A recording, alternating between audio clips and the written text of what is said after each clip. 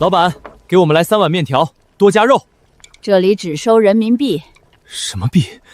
人民币，安宁县只认人民币。你拿张破纸在这晃悠什么？破纸？你睁大狗眼看清楚，这是京城大通钱庄的银票，100两，全国通用，见票即兑。我管你大通小通，在我们安宁县，县太爷立了规矩，交易只准用人民币。你这银票连擦屁股我都嫌硬。放肆！朝廷钱法乃天下根本，你一介村妇竟敢拒收银票，这等同于谋反！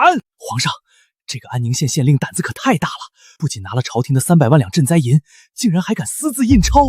没想到朕这次微服私访，竟能遇到这等稀奇事。少给我扣帽子！前几年大旱，朝廷的银子连个影子都没见着，大家伙快饿死的时候，是沈大人发了钱让大家去买平价粮。现在想拿你们的废纸来买我们安宁县的肉，门儿都没有。孔老头，别吵，别暴露身份。行，不认银票，这真金白银你总该认了吧？足足半两，够买你这一锅面了。咦，这黑不溜秋的是什么东西？上面还沾着你的口水，恶心死了。这是官银，天下人都认的硬通货。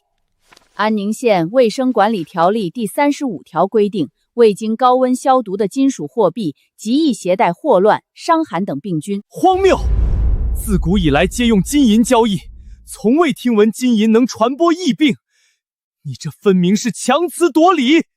不懂规矩就别来安宁县，睁开眼睛看清楚，这才是钱。这纸张细腻如丝，绝非寻常桑皮纸，上面的花纹竟没有丝毫雕版墨迹的晕染。老爷，暗纹，这纸里面竟然有夹层暗纹，这防伪之术简直神乎其技。好一个沈燕，不仅私铸货币，还敢自立钱庄，此乃诛九族的大罪。诛九族，神经病！这是我们安宁县的命根子，没有人民币，赶紧滚蛋，别耽误我做生意。你这是黑店！衙役大队，十字街口有人吃霸王餐，还寻衅滋事。站住！吃面不给钱，还想跑？让开，我们有急事。怎么着？还想抗法？在安宁县，就算你是天王老子，吃了面也得付钱。两位官爷，不是我们不给钱，是他不收银子呀，我们只有银子。哼，安宁县3年前就废除银两交易了，你们外地来的不懂规矩，我们不怪你，但饭钱必须付，没有人民币就按规矩办事。我看你最壮实，面钱45块，我们安宁县最低工时费1小时5块，你去后厨洗9个小时的碗。什么？让我洗碗？你知不知道我是谁？我管着全天下！闭嘴！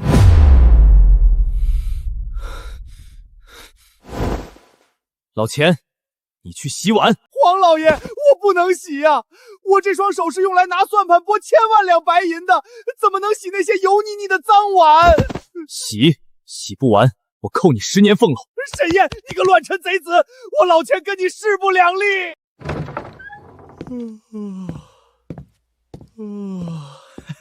欢迎光临万物互换，二位客官要当点什么？死当，换你们这儿的人民币。黄老爷，不可呀，这可是玉，祖传之物，当了可是大不敬。难道让我也去刷碗？成色倒是不错，雕工也算凑合，不过没什么实用价值。没什么实用价值？你这狗眼看清楚了，这是和田暖玉，天下罕见，上面的雕工出自第一名将之手，少说也值5000两白银。这位客官，这里是安宁县，不讲究那些虚头巴脑的古董。你看这块玻璃，能透光，能当风，能做镜子，这叫工业价值。你这玉佩能干什么？能盖房子吗？能种地吗？这琉璃怎么可能如此纯净，毫无杂质？这简直是仙家法宝。这块石头只能当工艺品回收，死当的话，我最多给你出这个数。5000块？想什么呢？50块不能再多了。50？你这是明抢，这是50就50，给我换钱。50块，拿好。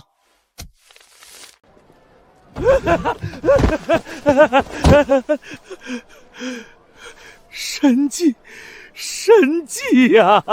老李，你堂堂工部尚书，你不在家里搞营造，跑来这儿发什么疯？黄老爷，您叫我连夜赶来，真是来对了。您看这路，这不是泥土，这不是石板，这是一整块浑然天成的奇物，没有缝隙，不积雨水，马车跑在上面如履平地。老臣在工部待了30年，造不出这1里路啊！奇迹云霄，商民耗财，修这种妖路，得刮多少民脂民膏？你个腐儒懂个屁！这路面坚硬如铁，若是在边关修治，粮草运送速度能快上10倍。粮草快10倍？私铸货币，私修铁路，琉璃如土。这个沈燕到底是个什么样的妖孽？老爷，咱们赶紧去县衙吧，我要把这修路的工匠绑回京城。不急，既然安宁县的命脉是这人民币，那咱们就去它的源头看看。朕倒要看看，没有朝廷的真金白银，他这破纸凭什么能瞒天过海？去安宁人民银行。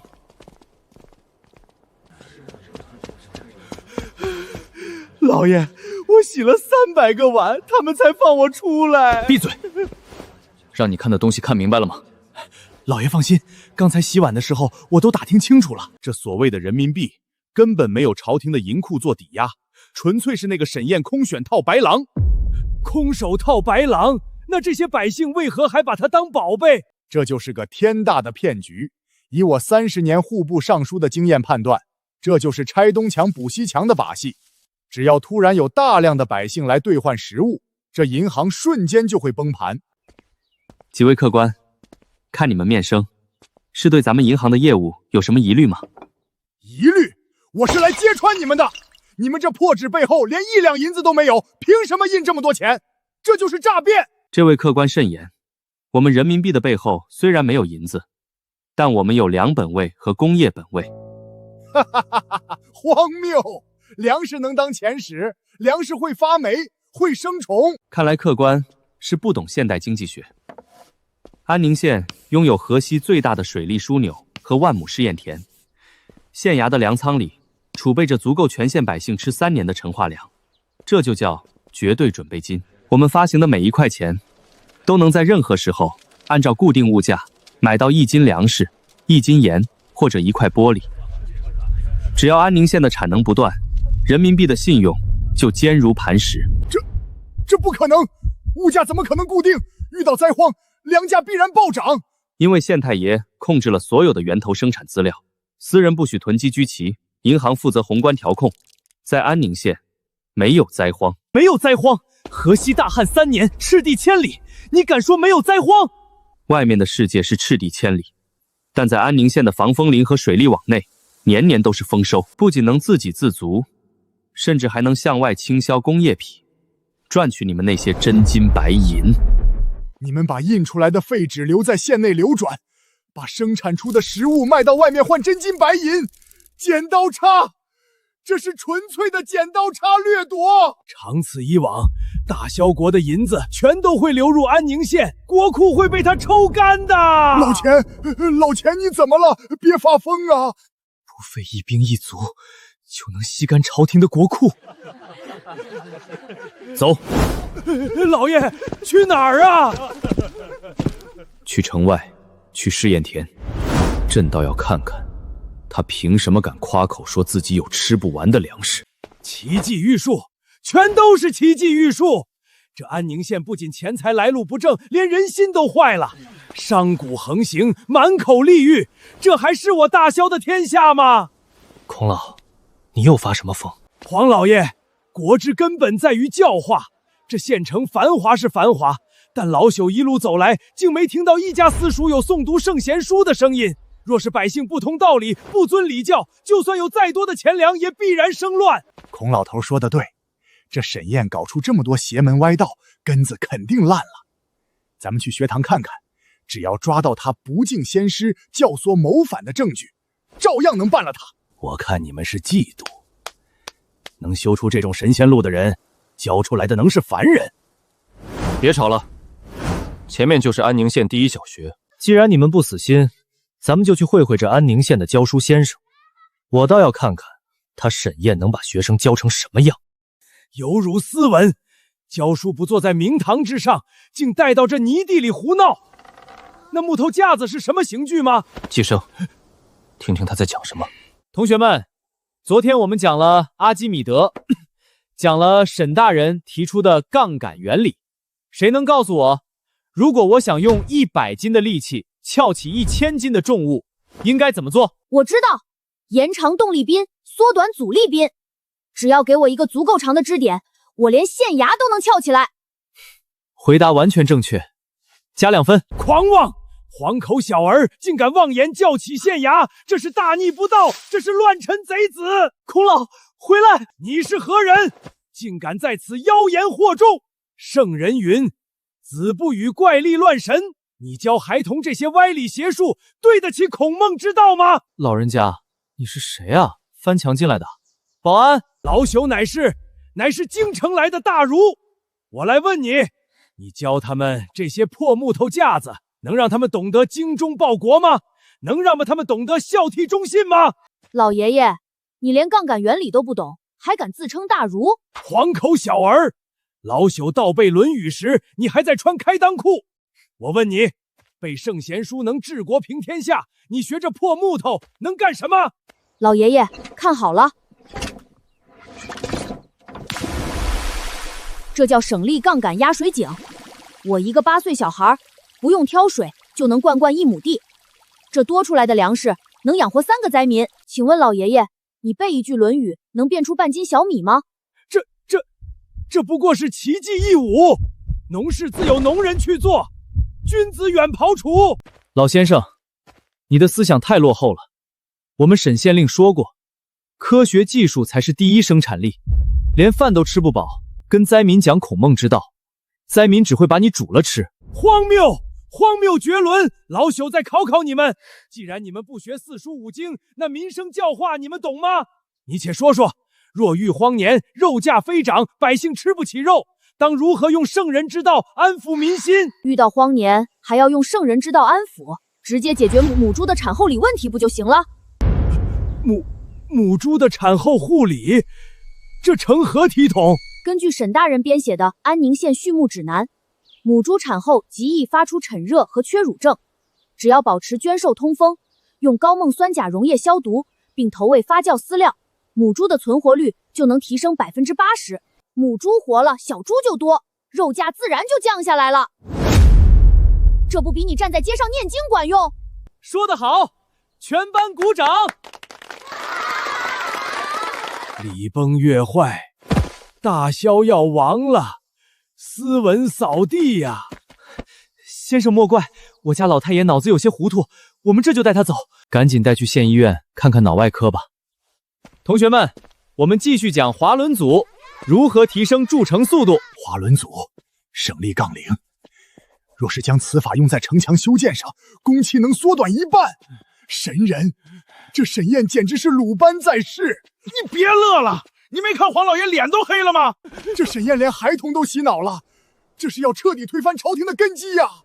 老钱说的对，他沈燕能用钱买通商商，能用妖术蛊惑孩童，但有一点他绝对藏不住。老爷您说的是，穷人哪怕是京城天子脚下，也有无数流民乞丐聚集在桥洞暗巷之中。这安宁县看似繁华，但那些老弱病残、孤寡弃子，必然被沈燕隐藏在了这种不见光的地方。只要找到他们，就能揭穿沈燕虚伪的面具。妙啊！还是老爷英明。贪官最怕什么？最怕灾民闹事。咱们只要找到安宁县的贫民窟，煽动那些吃不饱饭的乞丐去县衙告状，看他沈燕怎么收场。对，水能载舟，亦能覆舟。老朽要去给那些灾民讲仁义道德，让他们认清沈燕的真面目。走，朕今日非要扒了安宁这层鲜亮的人皮抛走。这是贫民窟，这大门修的比我京城老家的宅子都气派。又是新材料，这红砖质地坚硬，防火防勺，造价定然不楷。沈燕居然把这种好东西用在难民身上。走，进去看看，说不定只是个面子工程，里面定然是另一般凄惨景象。这怎么可能？大灾之年，他们怎么会有闲情逸致下棋？这棋子竟然是玉石做的，这鸡腿是假的吧？你们是不是沈燕请来的戏子？哪来的疯狗抢老子鸡腿？小翠，小翠，有人抢劫！干什么干什么？你们几个大男人欺负孤寡老人是吧？再不出去我报城管了。姑娘莫怪，我随从脑子有病。我们是外地来的客商，想打听一下，这里真的是收容流民乞丐的地方？废话，老汉我3年前要饭路过安宁县，饿得只剩一口气，是被沈大人亲自背进来的。这里住的全都是无儿无女的孤寡老人和灾区跑来的孤儿。那这肉怎么了？食堂今天又做红烧鸡腿，老汉我都有点吃腻了。昨天护士刚给我量了那个什么血压，说我血脂高，让我少吃肉。这沈大人也是天天逼我们吃肉，想横死老汉我啊！天天吃肉，吃腻了。我堂堂户部尚书，过年才舍得杀2头猪。鳏寡孤独皆有所养，老朽读了一辈子圣贤书描绘的大同社会，竟在这荒凉的河西之地看到了。老人家，你们这几百号人天天这么吃穿用度，朝廷没拨过1分钱，沈大人哪来的银子养你们？银子？沈大人说了，咱们安宁县不靠朝廷那帮吸血鬼。大人在城外建了无数个大作坊，大家伙儿虽然老了残了，但在院子里糊个火柴盒，挑个豆子，也能给县里创造价值，这叫劳动换取尊严。就是，不仅管饭，孩子们还有专门的老师教认字算术。沈大人说，安宁县绝不抛弃任何一个百姓。朕自诩人君，日夜批阅奏折，却连天子脚下的百姓都护不住。他沈燕区区一个7品芝麻官，却做到了千古帝王都做不到的事。老爷，黄老爷，别被骗了，这绝对是个无底洞。他沈燕就算有金山银山，这么挥霍也撑不过3个月，这背后肯定有天大的窟窿。唉，老钱，承认别人优秀有这么难吗？不，老钱说的对，民以食为天，没有粮食，一切繁华都是空中楼阁。河西大旱3年，地下水早已干涸，他沈燕就算有通天的本事，凭空变不出粮食。去城外，去打仗，去他的粮仓，只要他的粮仓是空的，这一切的幻象就会瞬间破灭。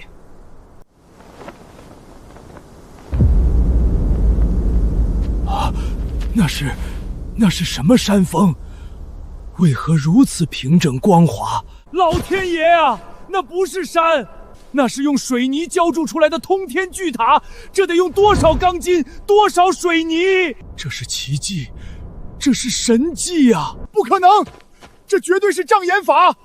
老爷您看，那些塔连个窗户都没有，定然是沈燕造出来的空壳子，用来虚张声势的。是空壳还是满仓？批看看就知道了。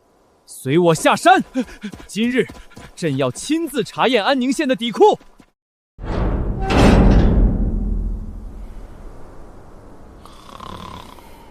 老爷，那闸门后面肯定全是沙子，咱们过去揭穿他。喂，看门的，大爷，我是京城来的大商妇，想收购你们的粮食，把这闸门打开，让我验验货，这半两银子就是你的了。滚一边去！拿块破石头就想买粮？安宁粮仓种地，闲人免进，再不走我放狗了！这位兄弟，我们确有急需，若你不能做主，能否请你们管事的来？管事儿的去试验田跟沈大人吵架去了，你们想验货也行。看到那个红色拉杆了吗？那是质量抽检口，你们自己拉开看看就行，别烦我睡觉。哈哈，老爷您看，他连看守都这么松懈，里面绝对是空的。等我拉开这个闸门，让你们看看沈燕的真面目。老朽不敢看这欺君罔上的罪证。沈燕，你的死期到了，给我开！这是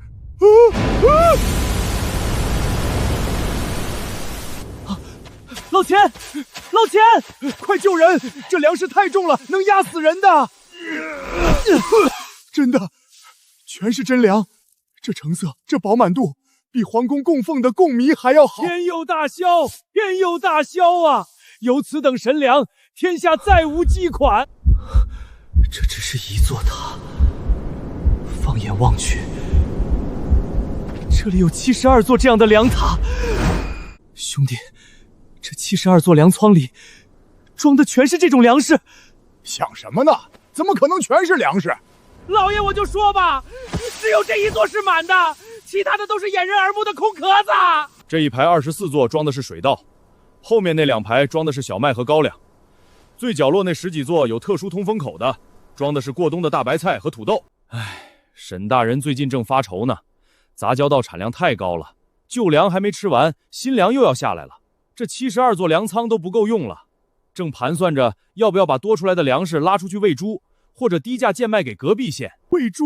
拿公道喂猪？我要死了！杂交稻，什么东西能产这么多粮食？这不符合常理。大萧国库1年的税收都不进他这几座塔，沈燕，你究竟是个什么怪物？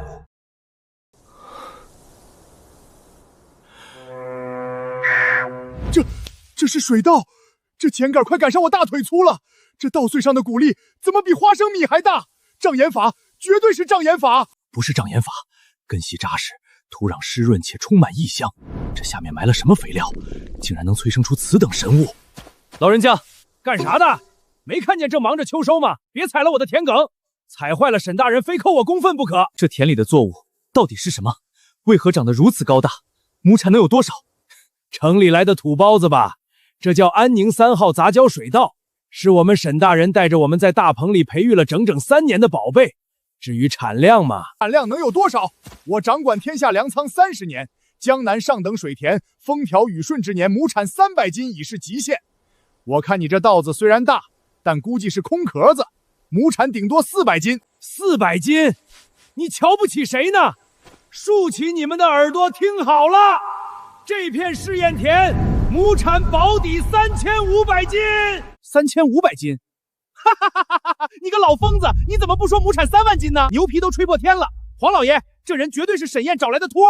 荒谬！自古以来，从未听闻亩产过1000斤的粮食。你这老农，竟敢光天化日妖言惑众！欺君、欺瞒客商，可是要拔舌头的。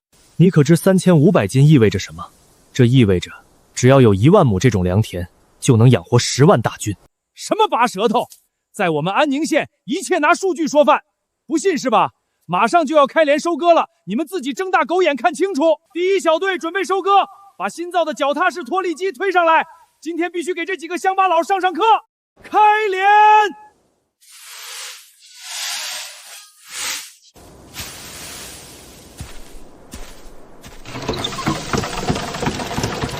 奇迹！机械联动，齿轮加速，这脱蹄速度比人工摔打快了100倍不止啊！不可能，这一定是他们在机器里藏了粮食，绝对不可能有这么多。滚开！朕，我亲自来割。踩！给我用死力气踩！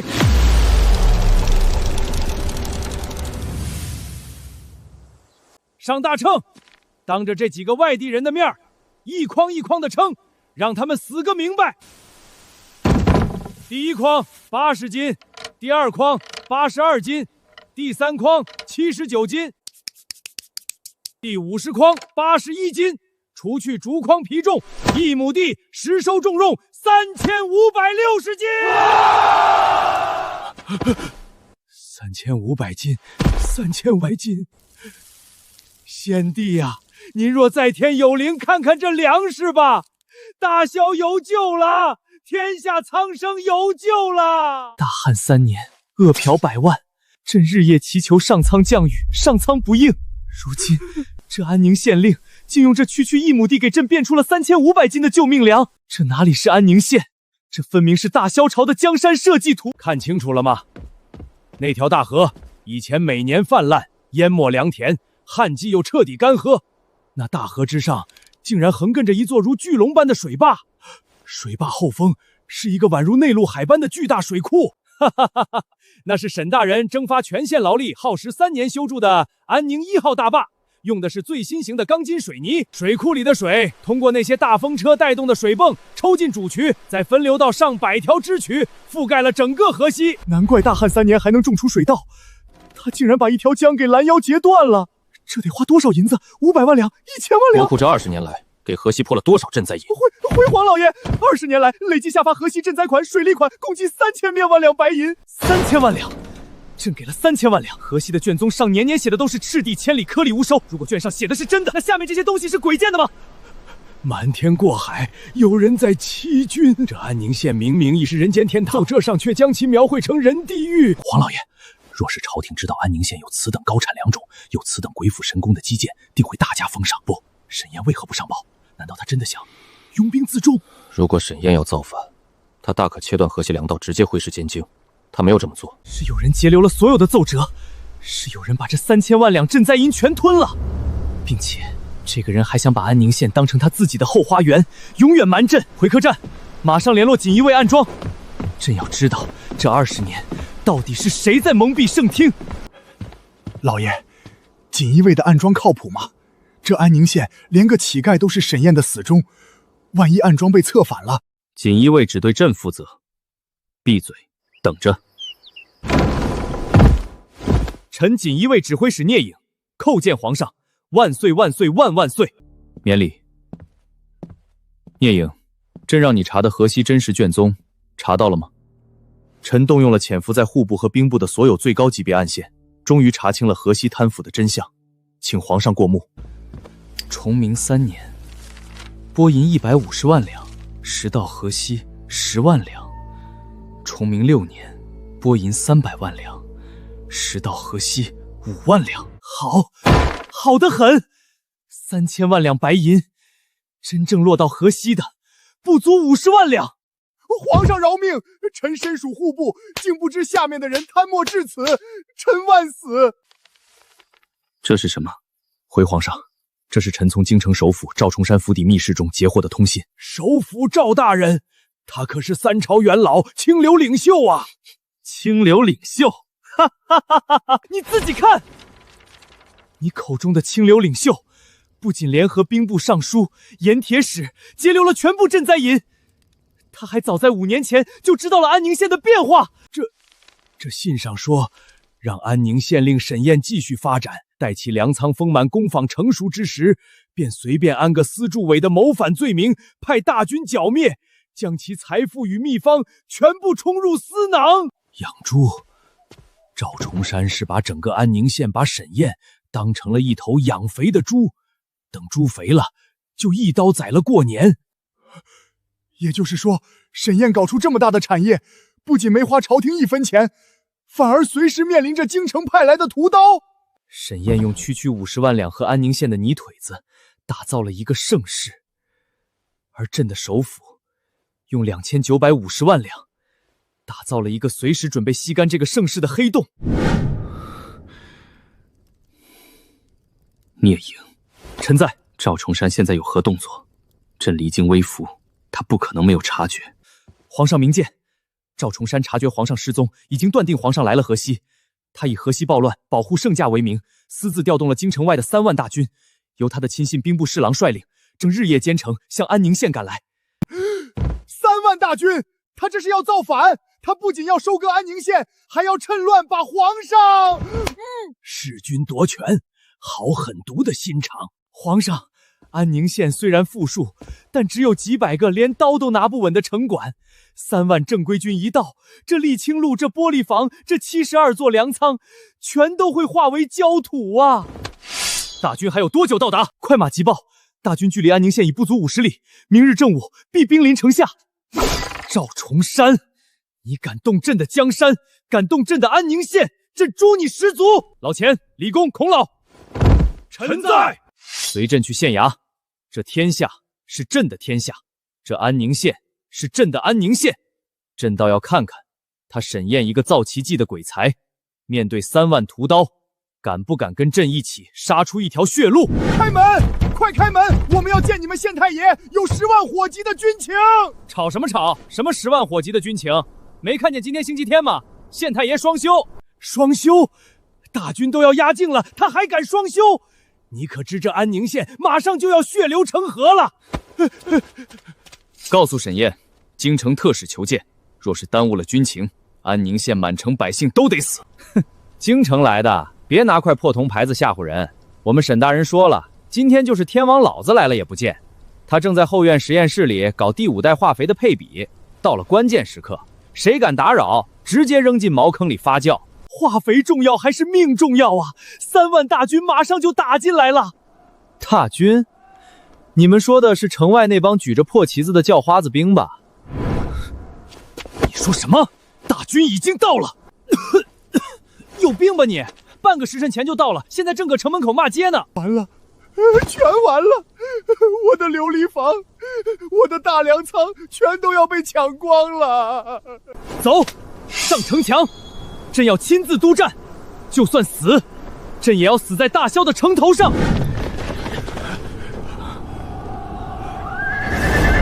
安宁县令沈燕，听着，本将奉当朝首辅之命，前来捉拿你这个私铸伪钱、意图谋反的乱臣贼子，立刻开城投降，交出粮仓和作坊，本将可留你全尸。若敢抵抗，城破之时，鸡犬不留。真的反了！城防军呢？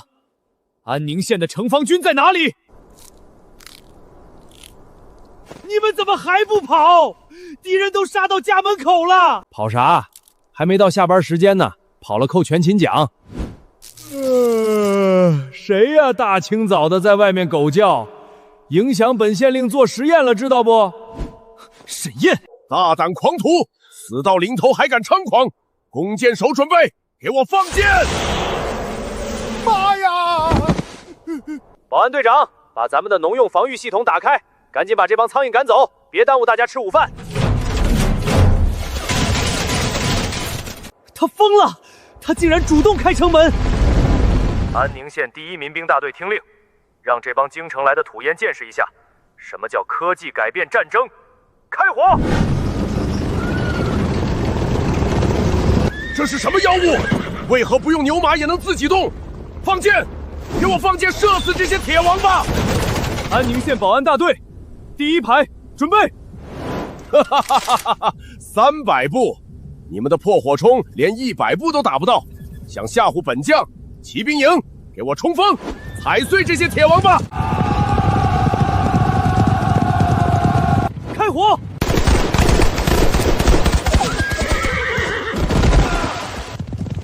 这怎么可能？300步外能破甲？第1排退后装弹，第2排开火。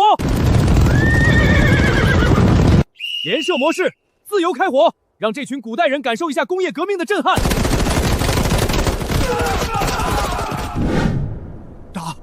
打雷了！那是火铳，我户部拨给神机营的火铳，开一枪要塞半天火药，还经常炸膛。他们这是什么鬼东西？不用点火绳的吗？碎尸发火，汤县克曹！老天爷呀！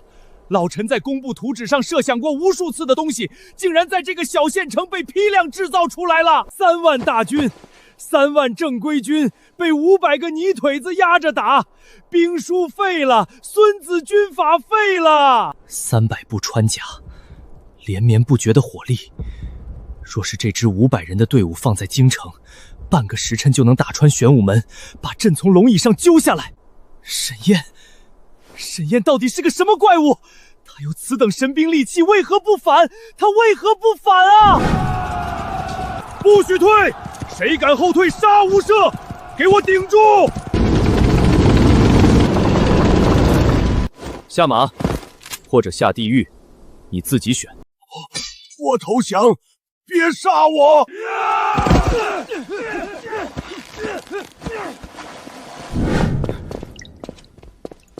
沈燕，你这乱臣贼子，你私造军火，屠杀朝廷命官，该当何罪？嘘，别吵，这可是第5代高浓度复合肥的关键反应期，炸了你们赔不起。狂妄！死到临头还摆弄这些毒药，老朽今日便要替天行道，骂醒你这不知天高地厚的狂徒！骂醒我？4个外地盲流吃霸王餐洗了9个小时碗，当了一块破玉佩，现在跑到我的城楼上指控我私造军火，你们是精神病院跑出来的吗？你胡说八道！谁洗碗了？沈县令，明人不说暗话，城外皆是京城首辅赵重山的嫡系，你今日将其全歼，等同于向朝廷宣战。你虽然有500火枪，但大萧有100万雄师，你真以为凭你能对抗整个天下？对抗天下？大叔，你脑斧能力有点强啊！谁说我要造反了？我刚才打的是土匪，懂吗？没有朝廷的调兵虎符，私自带兵袭击县城，这不叫大军，这叫武装流寇。我身为一县父母官，组织民兵剿匪，不仅无罪，朝廷还得给我发见义勇为奖呢。土匪？那可是兵部侍郎亲自领兵，你这是指鹿为马。指鹿为马的是你们京城那帮大老爷吧？睁大你们的眼睛看看，这是锦衣卫昨晚给我的密报。赵重山谎报军情，私调大军，意图将安宁县洗劫一空，他才是真正的乱臣贼子。锦衣卫向你传递密报，你不过是一个七品县令，锦衣卫凭什么听你的？这有什么的？锦衣卫也是人，也要糊口。朝廷发那点俸禄，连房租都交不起。我每个月给他们发3倍的高温补贴、车马费，还有年终奖。他们当然愿意跟我分享一点小情报喽。收买皇家亲军，你这是用银子把朝廷的根都挖断了呀！我纠正一下，是用人民币。堂下何人？报上名来，为何带兵冲撞我安宁县经济特区？沈燕，你休要猖狂！本将乃是首辅赵大人门生，你敢动我一根汗毛，赵大人定会踏平你安宁县。唉，这古代人怎么都一根筋？王队长，上测谎仪。是。这是什么妖法？放开我！你们要干什么？这叫手摇式直疗电测谎仪，只要你撒谎，他就会给你做个全身免费按摩。现在第一个问题，赵重山派你来，到底是为了什么？为了评判。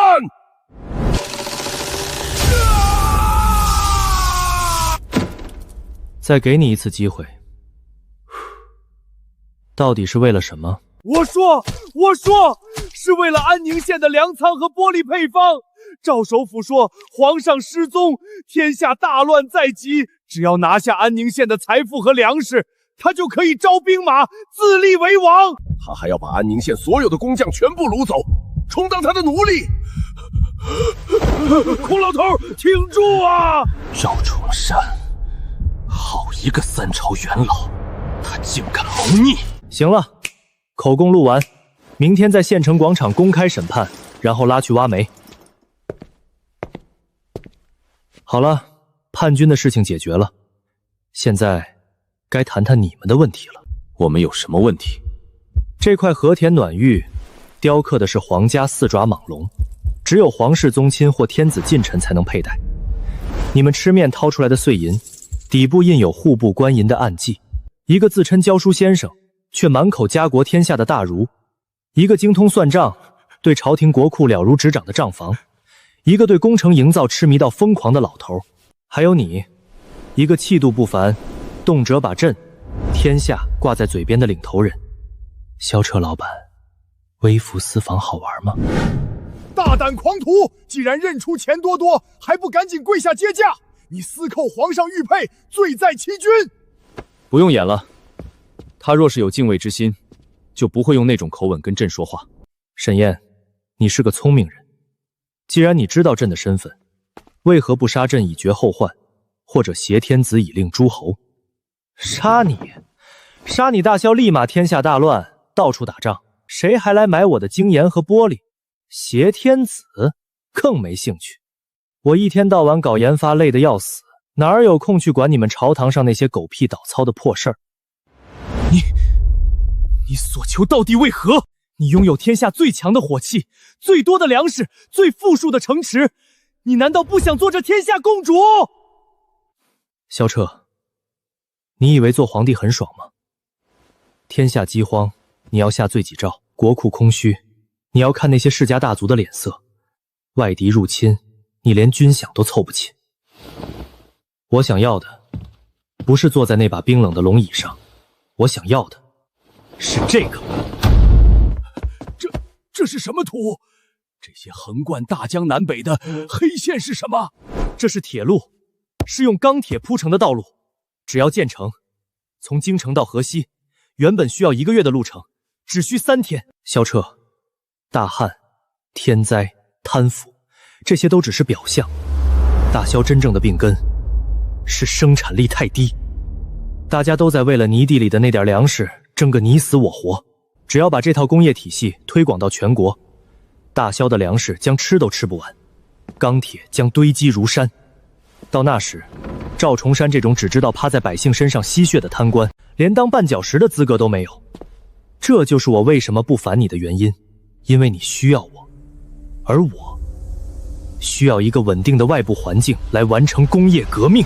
生产力，工业革命，3天从京城到河西。沈大人，你搞这些东西到底花了多少钱？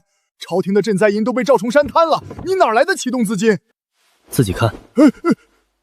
崇明元年，靠提纯私盐获利1万块；崇明2年，建立玻璃作坊，倾销西域，获利50万块；崇明3年，发行第1代纸币，建立2本位，回楼资金300万块，全是自筹。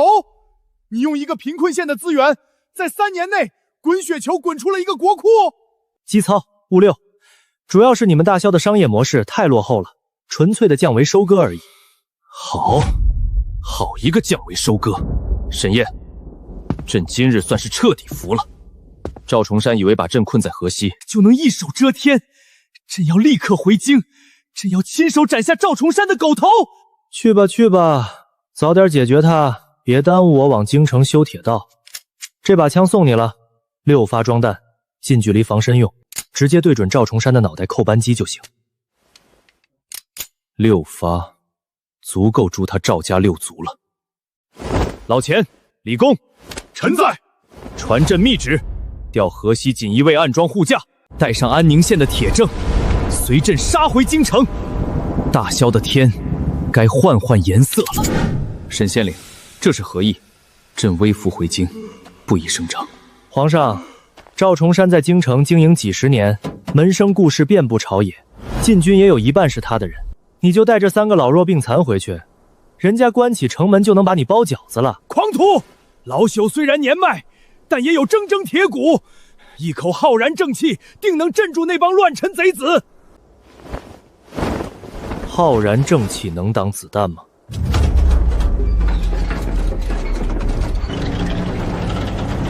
这是什么凶器？那管子怎么比大腿还粗？完美无瑕的工艺，这炮管的膛线，这闭锁结构，神啊，让我死在这炮管上吧！安宁县特产和平捍卫者系列重火力套装，我已经让王强带了100名最精锐的安宁特种兵给你们当司机。萧彻，赵崇山这种毒瘤，用常规的朝堂手段是拔不干净的，直接把这5辆车开到玄武门前，他若是敢反抗，就用物理方式教他什么叫真理只在大炮射程之内。好一个物理方式，好一个真理在大炮射程之内。沈燕，若朕能平定京城，这天下朕与你平分。别介，平分天下就算了，你只要答应我，回去之后赶紧把全国的调量衡给我统一了，再把各地的路障关卡全撤了。物流成本太高，严重影响我安宁县商品的利润率。好，朕答应你。等朕速召朝堂，大萧的规矩由你沈燕来定。老钱、李公、孔老，上车，咱们回京讨债！讨债！抄了赵崇山的家，把国库填满！开炮！老子要亲自开一炮！子不语怪力乱神，子不语怪力乱神。好了，这下京城那边应该消停了，该回去继续研究第5代杂交水稻的耐寒基因了。这破古代，连个外卖都没有，真是愁死个人。天地难寻，突然恶疾，已于昨日龙玉飞天，国不可一日无君。老臣奉先帝遗诏，拥立3皇子即位，凡有不从者，以谋逆论处。末将誓死效忠新主，誓死效忠首辅大人。首辅万岁！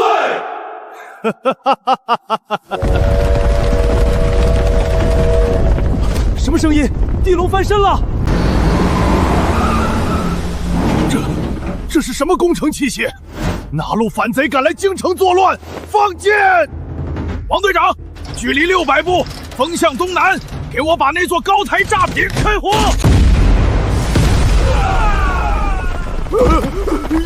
妖法，护驾，快护驾！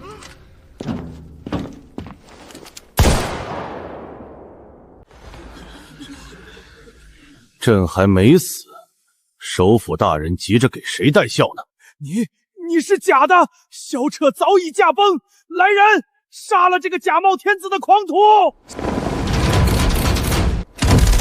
谁敢动一下，我保证他1秒钟内变成筛子。赵重山，你个老王八蛋，贪了朝廷3000万两银子，还敢造反！睁大你的狗眼看看，这是安宁县兵工厂原装进口的和平捍卫者，一息之间能射出几百发子弹，你这3万人不够我们一顿饭功夫突突的。皇上万岁！末将被逆贼蒙蔽，罪该万死。这不可能，河西明明是人间地狱，这等神兵利器是从哪里冒出来的？河西是不是地狱？你下去问问阎王就知道了。来人，把这老贼给朕绑了，拖进太和殿，朕要让他死个明白。20年，3000万两赈灾银，你联合兵部尚书、户部侍郎、盐铁使层层盘剥，河西百姓易子而食，你却在京城囤积居夷，成王败寇，老臣认栽。但皇上，您以为杀了我，大萧的国库就能充盈吗？这满朝文武谁没拿过好处？您杀得完吗？没有我赵家稳定朝局，大萧不出3个月就会经济崩溃。经济崩溃？老钱，告诉他，咱们现在的国库情况。赵老贼，你那点眼界也就配在泥地里刨食。锦衣卫昨夜抄了你的府邸和各大同党的家，抄没现银、金条、古玩字画，折合白银8000万两。不仅如此，皇上已经决定将这8000万两白银作为追奔金，全面对接安宁县的人民币体系。大萧将废除落后的银两制度，建立现代信用货币。你所谓的经济崩溃，在我们安宁县的降维打击面前，连个屁都不算。人民币、信用货币，你们在说什么胡话？拖下去，凌迟处死。赵氏9族及所有参与贪腐的官员，全部流放边疆，去给朕修铁路。从今日起，大萧变天了。朕微服安宁县，如大梦初醒。大萧积弱不在于天灾，而在于生产力落后。从今日起，全国推广安宁县模式。皇上，安宁县虽富，但听闻其不遵孔孟，唯利是图。若全国效仿，恐礼崩乐坏，伤及国本啊！放屁！你个井底之蛙，懂得什么叫国本？百姓吃不饱肚子，你跟他们讲什么礼教？老朽在安宁县亲眼所见，鳏寡孤独皆有所养，那才是真正的大同社会。我问你，若遇荒年肉价飞涨，你当如何？下官当写祭文，祈求上天，愚不可及。应该立刻普及母猪产后护理知识，做好猪舍通风，投放高锰酸钾消毒，母猪存活率上去了，肉价自然降下来，这才是圣人之道。孔老说的对，皇上，臣已经联合工部所有工匠，吃透了安宁县的水泥配方。臣申请第1期工程，先修一条从京城直通河西的沥青大道。皇上，户部已经成立大萧中央人民银行，第1批人民币纸钞已经开始印制，并且臣准备在全国建立免费医院和新式学堂。只要安宁县的化肥和杂交水稻种子一到，大萧的粮食产量将翻10倍。好，极好！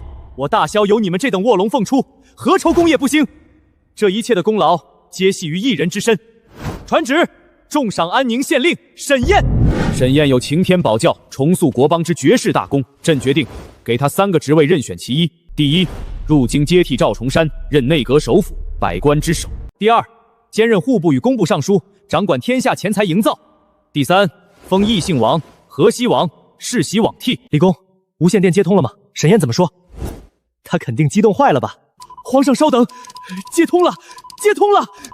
沈大人有语音传过来。喂，听得到吗？老李啊，设备信号还行吧？沈燕，朕的封赏你听到了吗？你要做首辅还是河西王？朕立刻派8抬大轿去接你。不去。什么？你不满意？那你想要什么？只要朕有，连这龙椅都可以分你一半。皇上，你快别搞我了，去京城当首辅，天天早上5点起床上朝，还要跟那群老头子打太极。我疯了还是你疯了？臣不会治国，不懂权谋，也不想当什么河西王。臣只会种地，只会搞发明创造。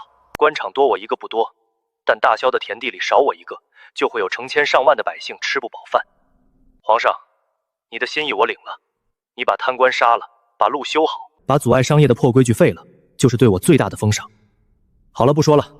第5代杂交水稻的耐寒基因突变出结果了，我得下地了，挂了啊。朕用尽天下至极的权力和荣华，竟换不来离开那片泥地半步。传朕最后一道圣旨，改封沈燕为大萧天下农政总师，官居1品，特许永远不入朝，不见驾。安宁县彻底划为特区，沈燕所在的试验田，见之如见朕。3年了，人民币已经成为天下唯一的货币。大萧再无饥荒，连北方的蛮族都放下了弯刀，跑到咱们的工厂里打螺丝换粮食。老李，还认识我吗？哟，这不是当年那个不信邪的黄老爷吗？怎么，这次没带那几个乡巴老朋友来？他们都在京城忙着修铁路呢。我这次是专门来看看沈大人的。他在县衙吗？县衙？他1年有360天不在县衙。你看那边，那个在泥巴地里插秧的，不就是他吗？朕用了15年，在朝堂上杀得血流成河，才勉强稳住大萧的江山。而他用了10年，只用粮食和机器，就彻底改变了整个天下。这天下最大的官，从来不是龙椅上的天子，也不是高高在上的首辅，而是那个能让全天下百姓都吃饱饭的人。